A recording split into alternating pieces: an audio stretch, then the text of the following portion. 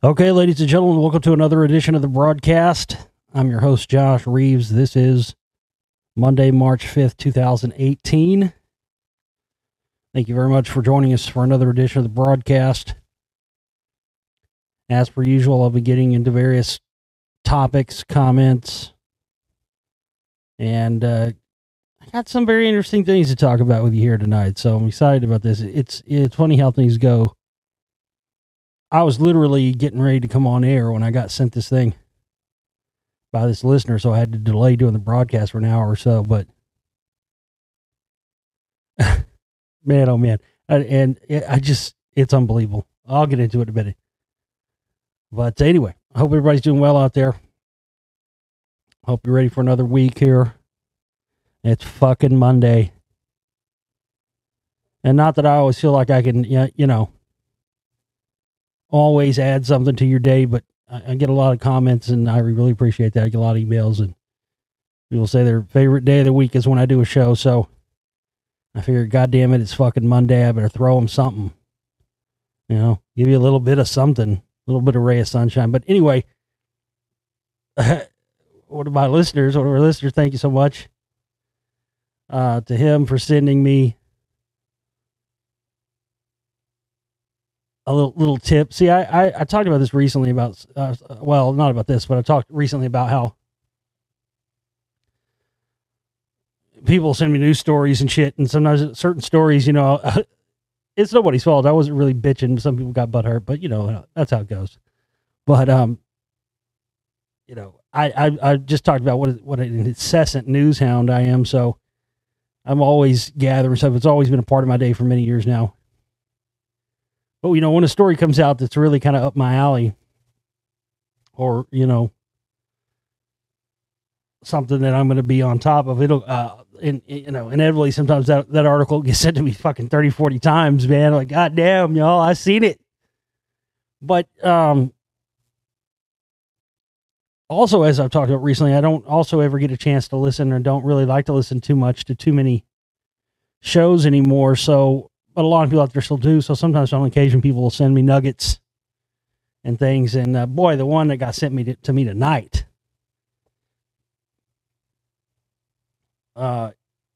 it confirms so many things. And look, something else I talked about recently on one of the recent shows. I really enjoyed the last kind of run of shows that we had here. I thought the last, 4 or 5 in a row were all pretty good and all had real good pertinent information in there. So if you didn't hear the last 4 or 5 previous shows, let's go back and hit the archives, go back and listen to those shows. There's some good stuff in there, but, look, I don't enjoy when I get up here and have to, talk about the ways that they try to combat me, but it's like anything else. If it's the truth, then I got to get up and speak it.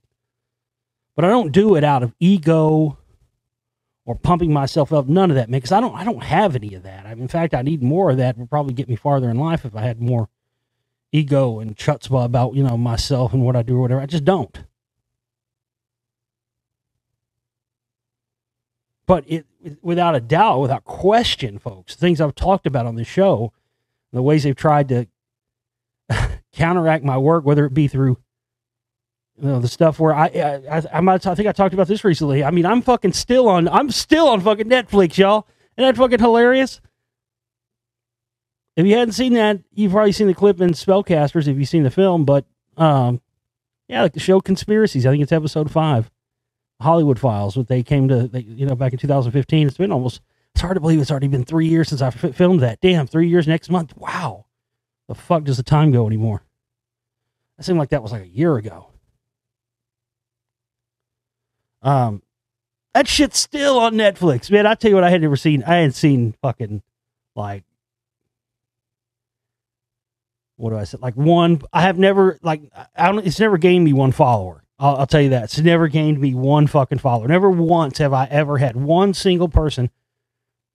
Because I always get emails from people saying, especially when they're new listeners or whatever, almost 100% of the time, if they feel compelled to email me about something, they also feel compelled to tell me where they first heard me at. And that's great. I like that, you know. Somebody tonight emailed me and said they heard me on somebody's show. And okay, cool. I like that. And I've heard, you know, everyone, I heard you on this show, heard you on that show, you know, it all makes sense. But never once have I had anybody email me and say, wow, you know, I saw you on that Conspiracies, the Hollywood Files show. No one has yet ever emailed me and said they found me from that. You know, I didn't get paid jack shit to do that, man. I mean, actually, I'll be 100% honest with you. This is total fucking open transparency. And as I mentioned this before, like they didn't even fucking buy me lunch. Well, that's why I said that. It's true. They didn't even pay for my gas, anything to go there and film this interview. Nothing. But yet they could fly a fucking film crew all the way from England, 2 guys, and set up in this hotel room and film me for this. And which, of course, they cut. I mean, because I laid it on them, dude. I wish I just had that chunk of video from that they filmed. Because I laid it on them. I detailed all the CIA connections to Scientology and the kill methods that they use to disguise stuff as overdoses and everything else, and how those are direct CIA techniques.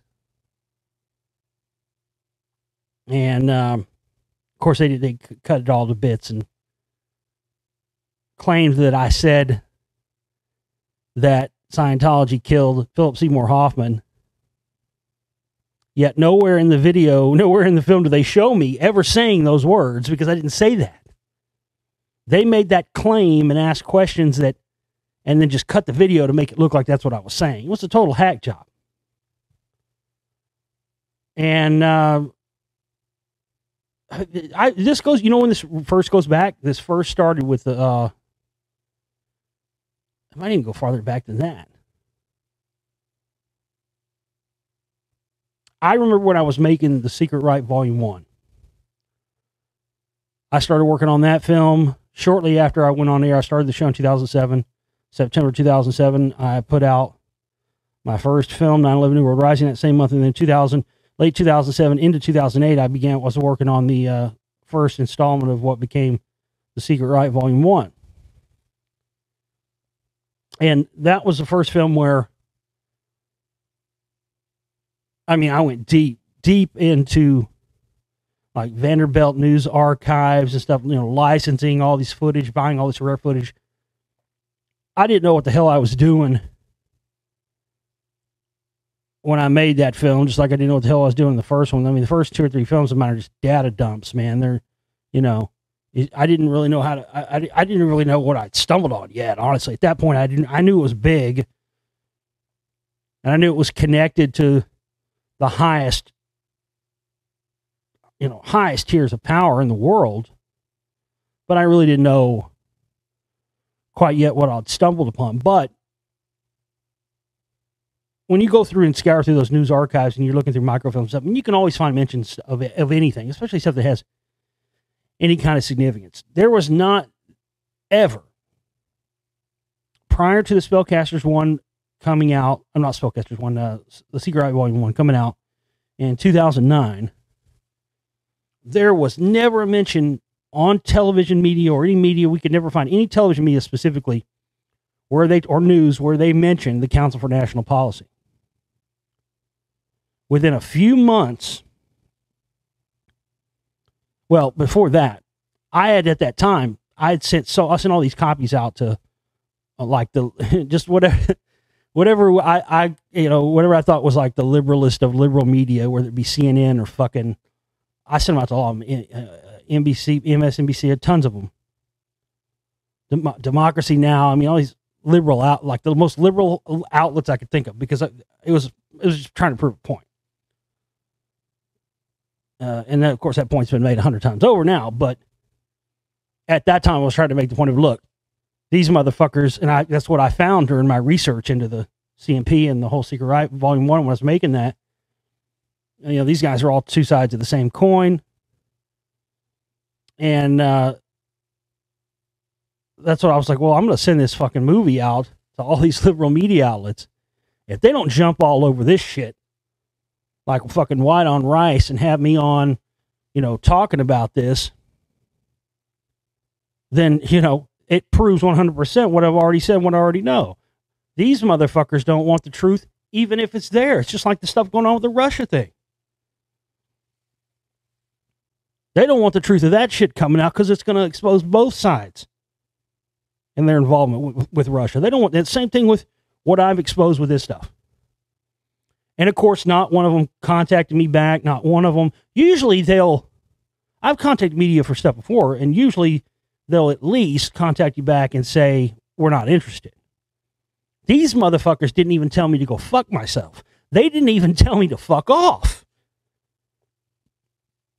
They didn't even say, we're not interested. They just flat, none of them, not one single one.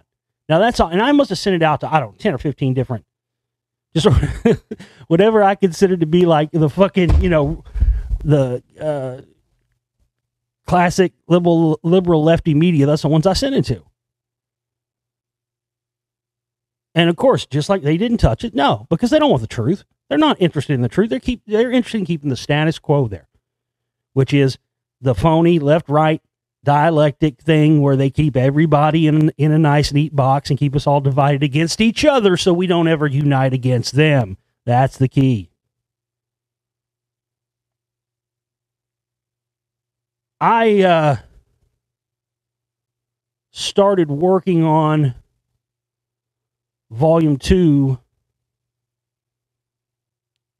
So Volume 1 of Secret Right came out in 2009.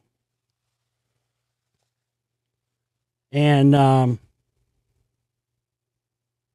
don't remember exactly the amount of time it's mentioned, and it's the first thing you see. It's the first thing I put on screen in the Secret Right Volume 2. Because, I was blown away. And by the way, I'd sent it to MSNBC. There it was. They'd obviously watched Secret Right Volume 1 that I sent them. Somebody obviously said, well, we'll just use this for our own research and we'll,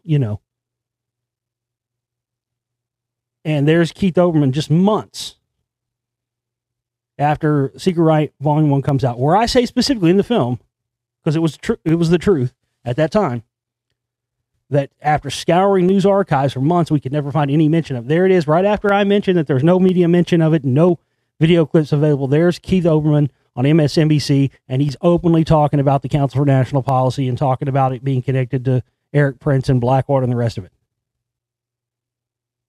That's when I fucking knew, man, for the first time. I was like, oh shit. I didn't realize that I had rattled the CIA shitbirds' cages as much as I had. I didn't even know. I didn't really even connect it to the CIA yet.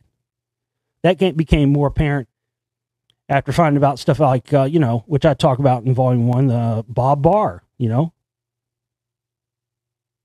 Bob Barr, the former head of the NRA, and he also, a known CIA agent. I mean, that's admittedly.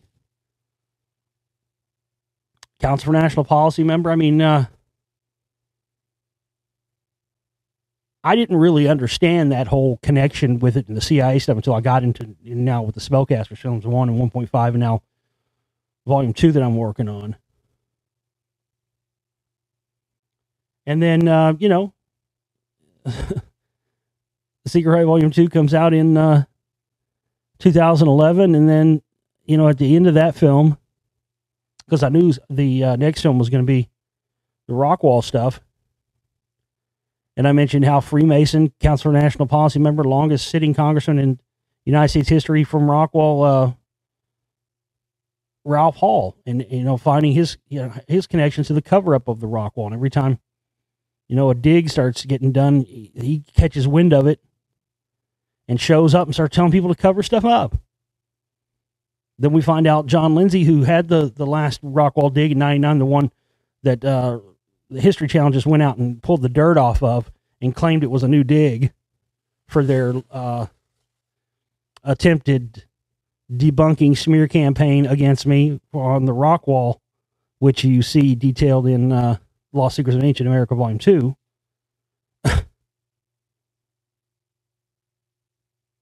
And then, it's just constantly continued now with the spellcaster stuff. But anyway,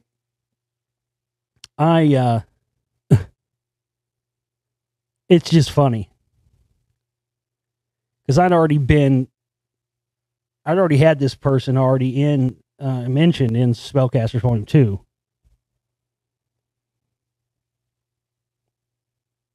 But I got an email right before I was about to go on the show tonight.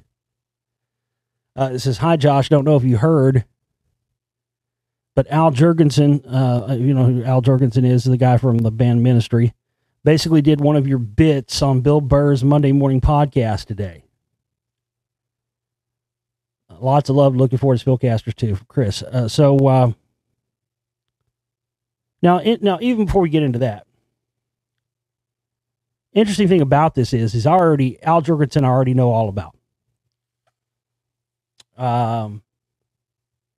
And he connects with, well, I'll give you the Al Jurgensen one. He connects him with another individual who I haven't named on the show yet, who I've talked about and mentioned, is connected to another alternative music person too from that same era.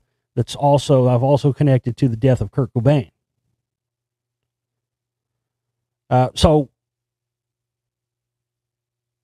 the interesting thing about this is that Al Jurgensen, I've already fingered him for the longest time as a CIA asset. In the first 3 minutes of this Bill Burr podcast from today, I'm not kidding you. In the first 3 minutes, Al Jurgensen name drops Alex Jones. He's been on Alex Jones' show many times. He's also from Austin, Texas.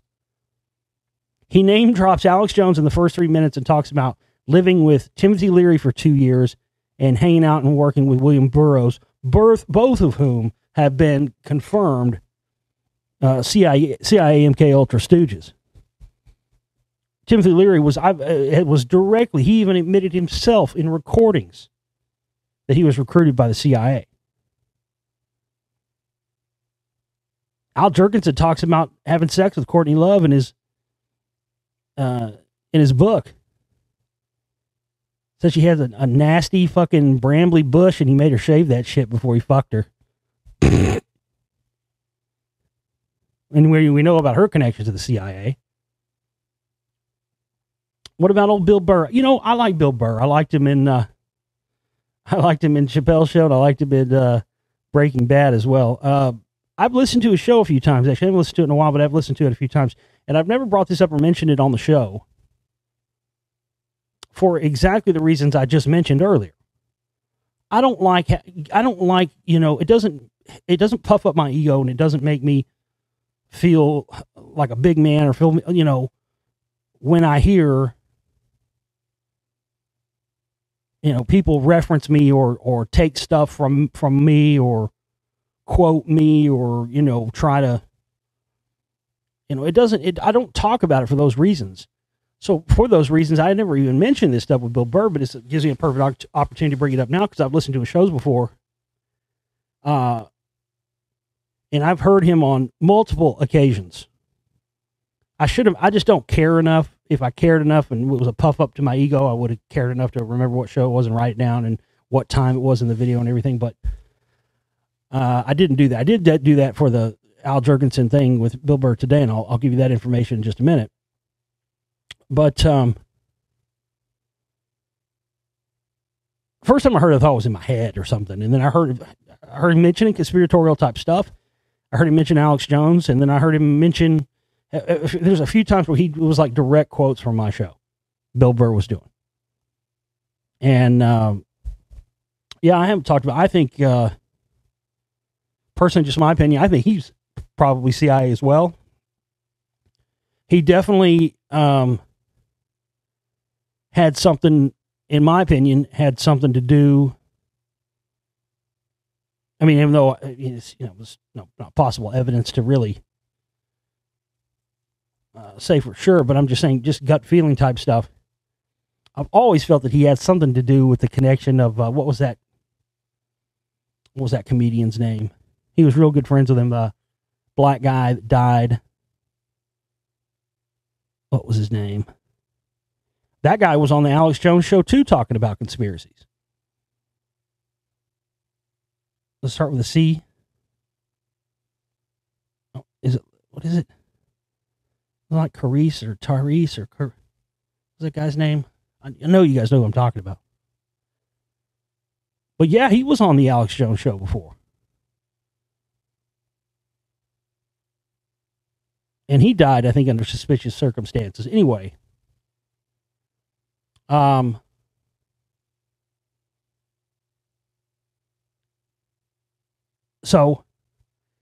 I'm listening to the show to hear whatever it is that this listener of ours, Chris, is talking about. Al Jurgensen doing one of my bits. And like I said, he's been on Alex Jones' show many times. He used to be a heroin addict. He's connected out the walls to the CIA. If you listen to the first 3 minutes of this interview he's doing with Bill Burr, it kind of, especially with what you just heard me talk about, I swear to you, man, in the first 2 or 3 minutes, you'll go, you guys are both CIA. Just listen to it. But at 21 minutes, I think it's about 21 to 23, from about 21 to 23 minutes into the broadcast, about 21 minutes in or so, they start talking about Battlefield Earth. And Al Jorgensen basically starts saying that he likes Battlefield Earth because it's the story of the Anunnaki and Zachariah Sitchin, and starts going into the gold mines. I mean, he's just like verbatim quoting the script from the Spellcasters and Spellcasters 1.5. Not even kidding you. And as Chris, our listener, pointed out in his emails to me, he said, I've only ever heard of the connection of L. Ron Hubbard to Zachariah Sitchin from you until today. And believe me, I went and looked before I made those films. There was no connection. That's the first, Spellcasters was the first film to have that info in it. There's some of it in 1 and 1.5 as well. I looked, there was no other thing. So for him to be quoting that, he's either listened to my show and heard me talk about it, or he's watched Spellcasters 1 and 1.5, one or the other.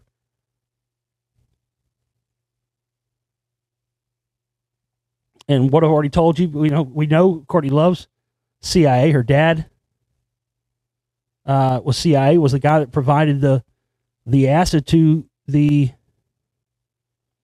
Grateful Dead from the CIA, and back when they were dabbling in Scientology.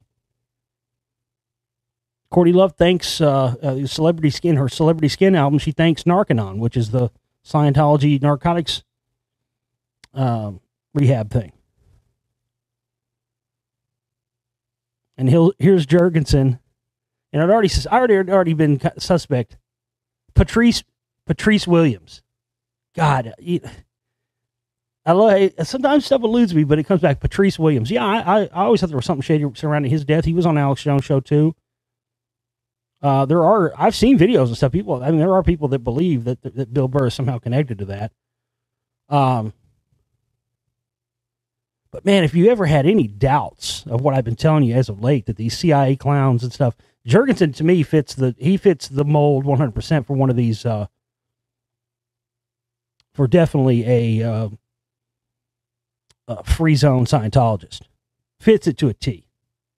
And I think this broadcast with Bill Burr that he did today is the best evidence yet of that. Because you hear him, he's talking about conspiracy stuff. He's not really saying anything real bad about Scientology, but if you try to find out that he's a member or something, you don't see anything publicly that says he's a member. It's just like I talk about in Spellcasters 1.5, which again, if you haven't seen that, you need to see that in Volume 1. Be sure to watch Volume 1 first. Or it won't make sense to you when you watch Volume 1.5, but again, that goes along with just the point that I made in that movie. Was that's why so many of these, truthers and musicians and whatnot, people can, appear to be connected to Scientology, but you can't directly connect them. They don't appear to be outward public members. That's where this whole thing that they keep covered up and don't want you to really know about, free zone Scientology, where you can be a Scientologist and go through all of the OT levels, but still be, say, someone who calls himself a Christian in public, like Alex Jones, or someone who calls himself a Muslim, like Farrakhan, or who we detail in Volume 1 and 1.5. We even show Farrakhan and Jones together. It's unbelievable. But as I've said, folks, these guys are listening. They're aware of my work. They're aware of what I'm doing. And their fucking assets are just quoting me out there. Listen, I've felt for a while. I've never had any big name celebrities come forward and say that they're fans of my work, but I've known for a long time they're listening, because I hear it and stuff all the time, dude. And it's not coincidental. The Bill Burr Show was just one place. I've heard it in TV shows, stuff I've watched on Netflix. I've heard little things and seen it in movies. They've been taking little things from stuff. Look, if you're a big name movie star or a big name musician or something, hey, and you want to keep it on the DL, I can keep it on the DL. I'm not going to get up here and blab that you're a fan, but shoot me an email. Let me know. If you want to quote me, if you want to, reference something I said, hey, you could at least give me a shout out and say, hey, you want to know more about this, go check out Josh Reeves, right? But that's the thing. They won't do that because they know, especially if they've seen, and I'm sure at this point, Spellcasters is probably circulated around Hollywood. They just don't see, they know that if they, in any way, shape, or form, let it get out that they support what I do, their own fucking goose is going to be cooked. And they're not going to have that. They're not going to kill the fucking goose that laid the golden egg, are they? Of course not. But it is pretty shitty, because you're right that nobody else is putting that information. And Al Jergens is now on fucking Bill Burr's show, acting like he planted the fucking flag at Plymouth Rock on that info, which is probably going to come as a shock to a lot of people.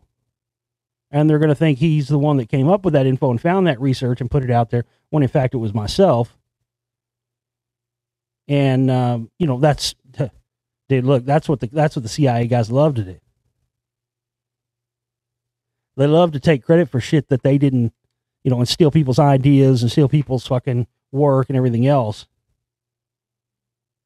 They love to steal when it's someone's own thing they've done. But of course, when it comes time to shift blame, then they make patsies out of people and play the blame game instead of never taking the responsibility for that. I mean, that's classic fucking CIA stuff right there.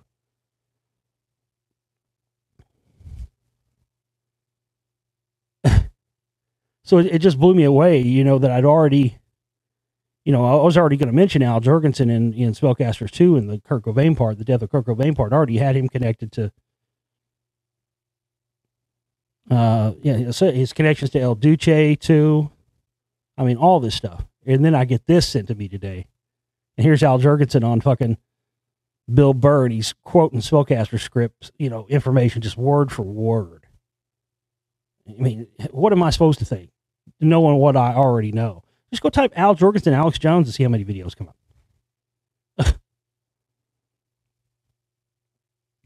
So if you need any further proof, folks, of what I've been trying to tell you, there it is.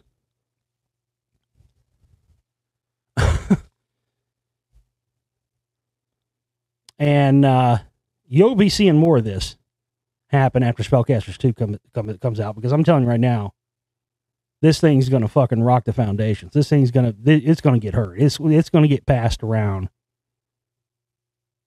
especially in, something like Spellcasters 1 wouldn't, that would be something they try to downplay, but there's so much stuff that's going to get people talking and get mouths flapping in fucking Volume 2, especially with the music stuff, that, I think it has the potential to go big. I really do.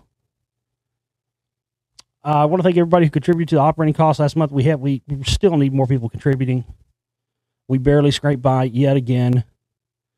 And we still have about $200 that we need. We need about 100 by tomorrow and about 200 by Friday. So if you didn't contribute and you want to, you can. We have our new fundraiser up for this month, and we added that amount to that, what we need. Plus, we also have $300 left for our Spellcasters Volume 2 budget. And we've got all kinds of perks and different packages up there, things for the amounts that you contribute. So be sure to check that out and make a contribution. If you want to get one of the limited edition Vault flash drives that has all my films, all my audiobooks, and tons of shows and stuff like that on it, we made a few more of those available last week. We only had one person come in and get one, so we do have a few of those left. Email me, globalrealityshow@gmail.com. Make sure the name of the email or the title of the email is Vault Flash Drive, and I'll send you information on how to make your payment and get that sent out to you. It's $100 contribution if you live in the United States, 120 or more. You can contribute more. It's just that's the minimum contribution to get one of these. They're limited edition. We're not going to make anything else. Some people asked about wanting more of them, but I need to know by tomorrow. I need to know by tomorrow at 5 p.m. So if you want one of these in the next 24 hours, email me, globalrealityshow@gmail.com, Vault Flash Drive. $100 contribution in the United States, $120 or more outside of the United States. It did get some messages from a couple of people who got theirs already, and yeah, quite happy with that. It's quite the nice collection of everything I've done over the past going on 11 years now.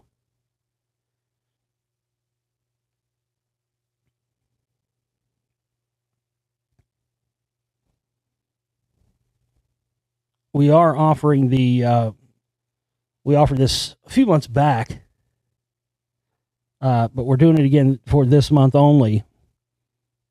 You can get the information on the campaign contribution page, but $300 contribution this month only will get you. Only very few people got these. So if you want to get one of these, you can get one this month. If you contribute $300 this month, it's got to be in one shot, though. It can't be these 1, 2, 3 things. You got to do it all in once. Got to be the one-shot deal. That's on the perk page of the fundraiser for this month. $300 contribution this month will get you unlimited downloads from the download shop for life. So anytime something new goes in there, a new film or whatever, all you got to do is email me and say, hey, I'm a lifetime download member. I want this, this, and this, and I'll email you the links. So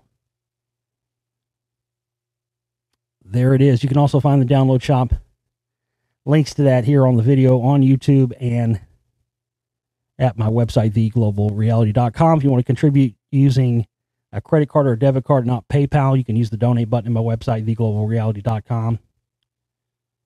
And you can also subscribe and get an HD membership there at my website as well. If you want to use a prepaid card, like a prepaid Visa card, you can just send me the card info, and I can process that on my end, or you can use that there at the donate button as well. I talked, all about the stuff going on last week. I was the last show I was talking about how all this stuff with, this stuff with Jones and the YouTube channels and massive psychological operation. I knew that's what it was. And of course, right after literally like an hour after I got done doing that show, a news article comes out saying that InfoWars news fucking whatever they call them, whatever phony title they've given them for their phony. You want to talk about fucking fake news. Russia Today and Alex Jones and all. That's the epitome of fucking fake news. But Jerome Corsi had his account deleted. And I'm sitting there going, well, that fucking proves it. I pegged his ass back in 2008, 2009 in Secret Right Volume 1 for being a member of the Council for National Policy. I walked right up to him, to his face,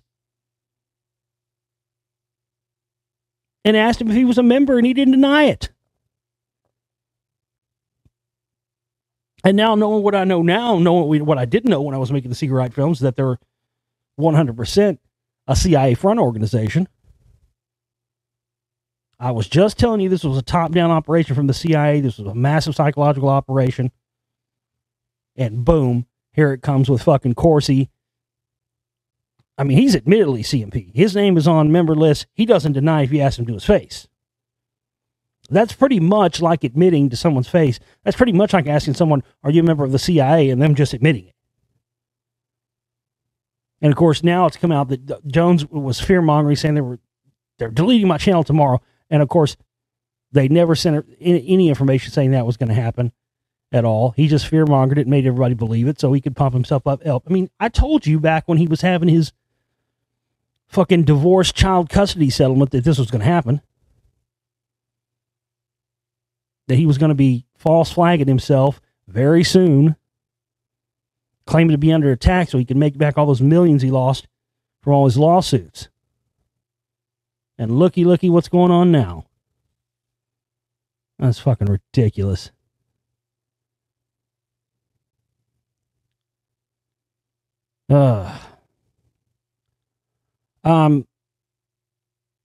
I'm very shortly, this is coming. You need to get, if you don't have a subscription to our archives yet, you can go to my website, theglobalreality.com. There's a subscribe button at the top right-hand side of the page.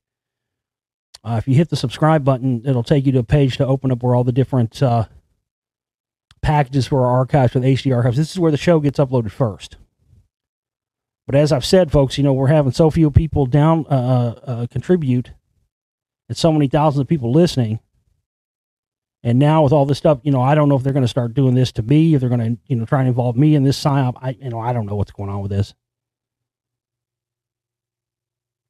So I'm not going to be uploading complete shows to YouTube again very much anymore. So if you want to get the complete shows, you're going to have to get a subscription to the archives. Because I noticed that even now they're doing stuff where, like, if you cuss on shows, they'll say your video is not appropriate for advertisers or something like that. So it's ridiculous. Like, I mean, like, they give me anything anyway. So, I mean, regardless of that, yeah, they're becoming Nazis on this shit. And, you know, I only reluctantly started uploading shows to YouTube back in 2015. Before that, it was all shoutcast stream and archive only and whatnot. So even though this is my 11th year doing this show, I just never saw the benefit of putting stuff up on YouTube until, you know, somebody said, well, you know, you'll at least get more people in there.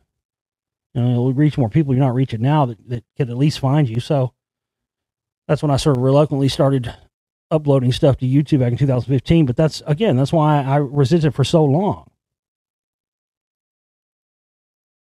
And they're only going to let this stuff go on for so long, where people are just getting their asses kicked in broad daylight. But now they're using it as sort of, you know, like the reverse Trojan horse thing, where they're using it to, it's like an op within an op. That's why people can't wrap their minds around a lot of this stuff with Alex Jones and the rest of it, because they can't see the op within inside the op, because they just see the surface stuff where it appears to be maybe real. But I told you this was a coordinated psyop. You saw people lockstep falling into it left and right. And, you know, with some people touched, other people's not untouched. I mean, the whole thing's a psychological operation. Because then they can just start claiming, well, oh, the people who didn't get their channels messed with, those must be people who are working for the government because they didn't get their, you know what I'm saying? You see where they're going, where they're going to start going with this. That's what Alex Jones and all the rest of these guys will start spinning, because it's all a part of this massive psychological warfare campaign that's been going on for decades. This is what I've been detailing, from the Secret Right to the Spellcasters 1.5. This is what I've been trying to tell you, folks. This Spellcasters film series has turned out to be the most important work I've done up to this point. I never thought it would be, but I never thought they would be ratcheting up the massive psychological warfare they are against people. I mean, did anybody watch any of that shit show Oscars last night? Jesus. That was the worst shit I've ever seen in my life. It was the worst. It was the worst shit. I mean, they should have just called it the Pandering Awards. That would have been a more appropriate title for it. They pandered to every fucking person. It was just pandering awards. I mean, I swear to God, I would say probably only about 20% of the show was even people getting awards. And the rest of it was just, terrible. Good God. But of course, I watch all this shit just to fucking report on it and see when they're going to slip stuff in there, because they always slip and slide stuff in there. It was horrible. It was the worst shit I've ever seen. I heard it was like the worst rated one ever. Good God. It's fucking terrible. Almost all those movies sucked. Not all of them, but most all the ones sucked. I didn't like Get Out. I thought that was fucking retarded. But of course, if you say you didn't like Get Out, you're a racist now. And if you say that the fact that I just didn't get it. I didn't get the point of it. Unless the entire point of it was to say that some black people, not all, but some black people, I guess apparently fucking Jordan Peele guy, who, by the way, wants to be white. I mean, him and that, what's his name? The Key and Peele guy. I mean, both those guys, they both have white women. They talk very white. But this Get Out movie was basically, I guess, his belief and the belief of some black people that some white people want to cook and eat black people, want to kill and eat black people. I just didn't get it. I didn't get it at all. If it would have been ironic or funny, or I might have would have got it, I just didn't get it. All I could think when I watched it was, if you made a movie where, white people, or a white person's in an interracial relationship with a black person, and when they go to the black family house, or when the white people go to the black family house, they find out that the black family wants to cook and eat white people. Would that not immediately get denounced as being racist? That whoever made that film obviously thinks that is paranoid, thinks black people want to kill and eat white people. It'd be ridiculous, right? You would think, with good reason. You would think anybody that would think that black people want to cook and eat white people, even saying it as a joke, would be inappropriate.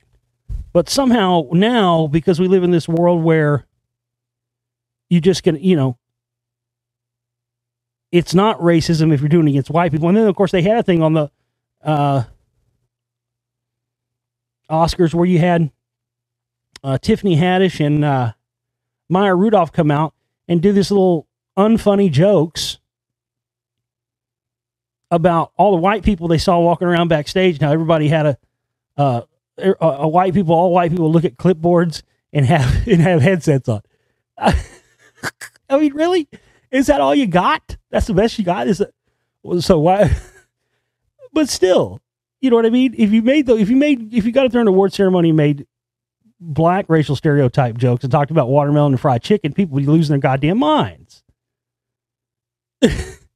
But it's all silly. The watermelon and chicken thing is just as funny and as silly as white people walking around, all white people just walk around with clipboards and walk around with headsets on. I mean, you know what I mean? They're both fucking ridiculous. But why is one acceptable and one not acceptable? That's the thing. But see, even having this conversation right now, me even discussing this right now in the world we live in now makes you a racist. That's how fucking whacked out Orwellian this shit's become.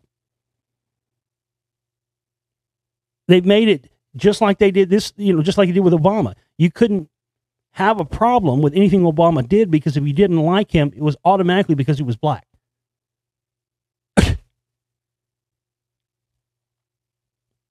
But if somebody said, well, the black people just hate Trump because he's white. Well, yeah, I mean, say that's probably at least 95% true. It doesn't matter if it's true or not. It's the ridiculous hypocrisy of this world we live in now. And, It's just, again, this is all part of one psychological operation, folks. And it's not just a psychological operation against the people that live in the United States. It's also against all the people in the world. This is what I've been telling you about. All this stuff, man. Whether we're talking about Alex Jones, whether they're talking about Trump, the phony truth movement, all this stuff, the 9/11 truth movement, all this stuff has been about bringing down the United States and demonizing us to the rest of the world. I've told you for years, that's why they pushed the whole thing with 9/11 and blamed it on Bush and act like Bush had the power to fucking cook up something sophisticated like 9/11. Right. Give me a break.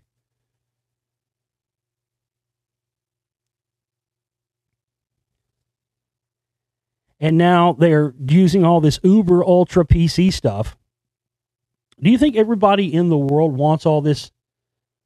In other countries want all this stuff that's going on now in their country? I can assure you that they don't. And that's what all this is a part of. And that's why they want to continue to blame the United States and specifically blame all Americans for all being in lockstep with all this stuff. So that other countries eventually go, oh no, we don't want that. We don't want any of that crazy American shit here. That's what this is all about. And Jones can sit up there and scream and yell about Soros, and that's all Soros funded, folks. Folks, this morning I went outside and somebody had taken a big greasy shit on my front doorstep, and it set it on fire, folks. And I went out there and stamped at it. God damn it! I knew I shouldn't have. Gave me a flaming shit bag, folks, right there on my front porch. George Soros.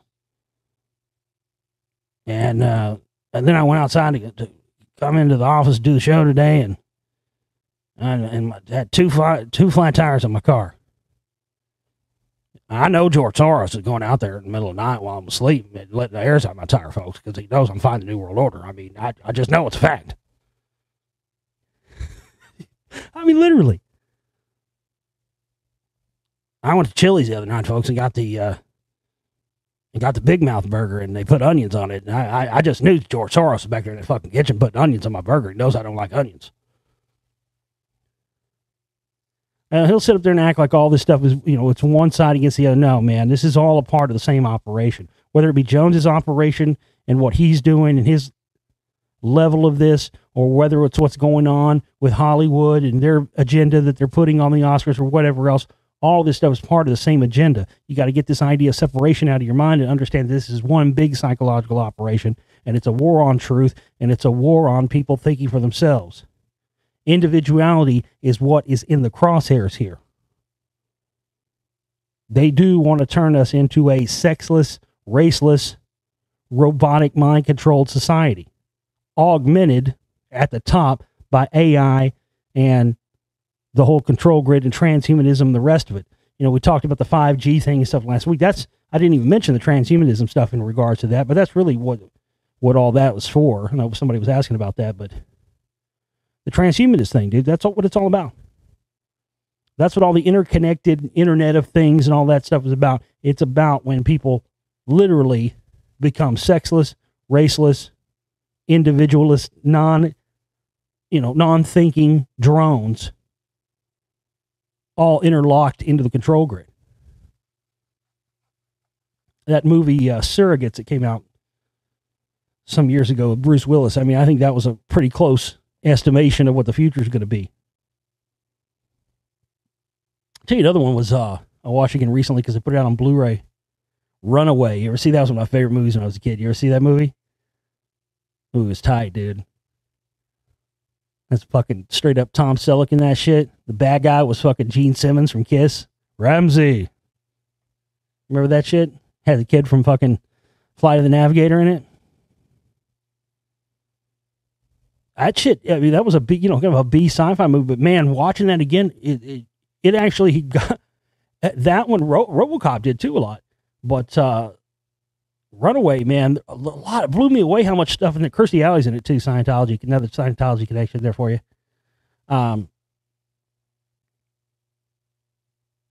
Just like the cameras and the robotics and the drones. That was what blew me away.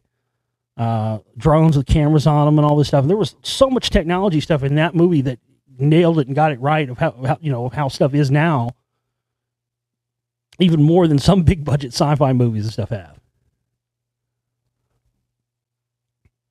Somebody asked me the other day what movie based on a true story, in my opinion,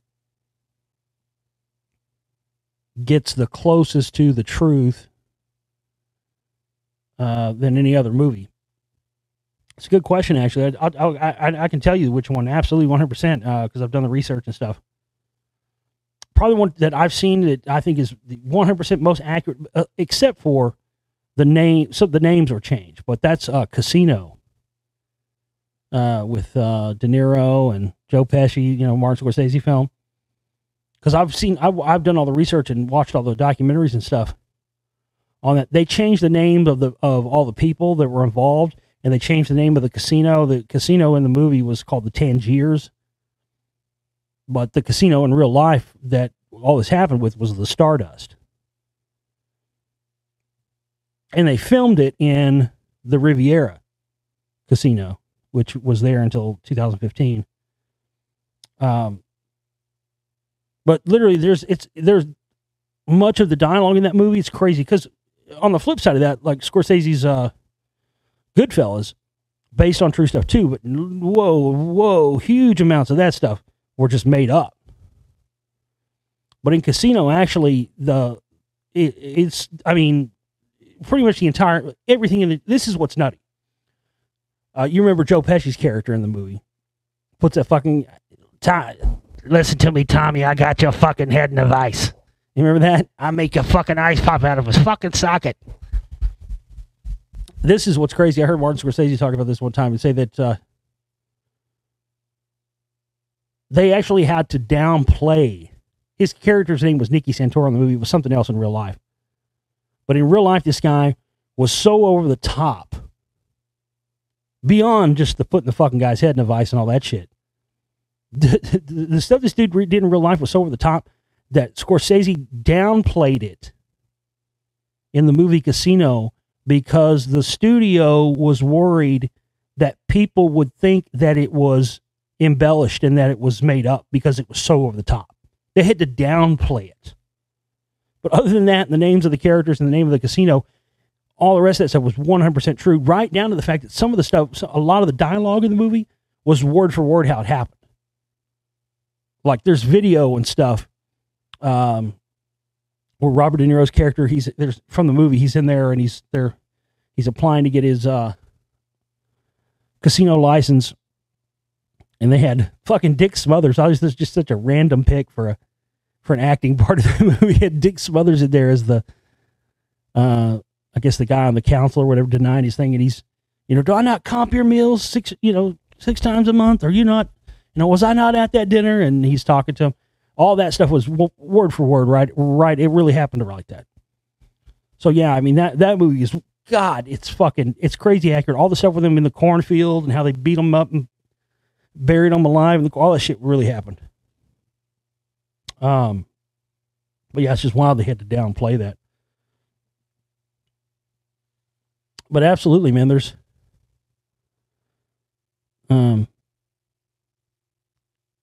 that's a lot of that stuff in the old movies. You look at it now, you're like, damn. It does make you wonder about stuff like, I don't know, time travel stuff, and people know, yeah, there is weird things. I think there are people who have been traveling back in time and traveling amongst time and manipulating things. Yeah, I think it's absolutely been going on for a long time. All right, folks. I'll leave it there. Remember, we need to raise. We've got $200 left up from our operating costs from last month.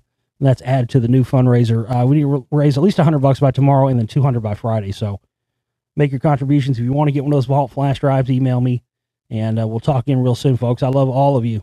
Well, thanks so much. Take care.